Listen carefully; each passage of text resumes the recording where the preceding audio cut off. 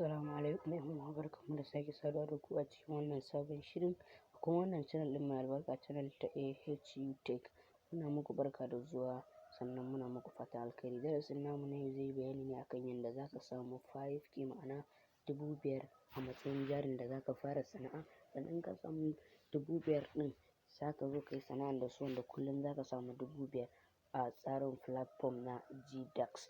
Don haka idan kun shirya kallon wannan fim ɗin ku biyo ni a cikin shirin domin kalla.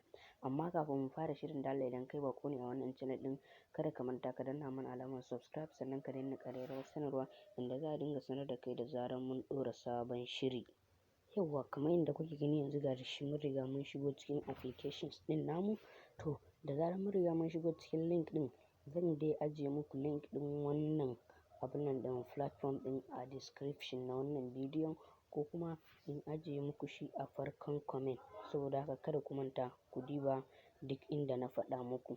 Don haka sai mu je mu yi rijista. Da fari kafin mu fara rijista akwai bayanin da ya kamata kowa ya sani.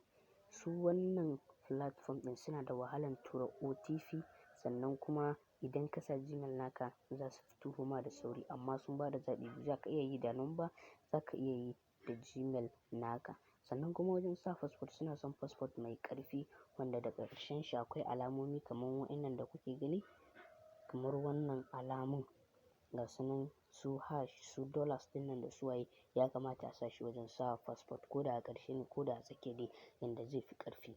To su ya matsayin rajistar nasu yake. Rajistar nasu ba wahala ba sai ka biya ko sisi ko wani abu ba. Za ka iya yi da Gmail, za ka iya yi da phone number duk wanda ka zaɓa shine dai zai fi maka. Da zarar ka cike nan wajen kamar yadda kake gani sai ka sa Gmail naka. For misali na yanzu bari in cike tukunna muna zuwa kaɗan. Kamar yadda kuke gani yanzu ga shi mun riga mun cike. Da zarar kai ma ka cike haka da Gmail naka da passport ɗin da kake so kawai sai ka danna I agree. Da ka danna wannan alama kamar yadda kuke gani sorry yawwa zai koma maka blue sai ka danna continue. Da zarar ka danna continue za su tambaye ka verification. To ba wai kana dannawa za su turo maka ko wani abu ba, ina za ka danna send code. Da zarar ka danna send code za su baka 60 minti ɗaya kenan 60 seconds ba.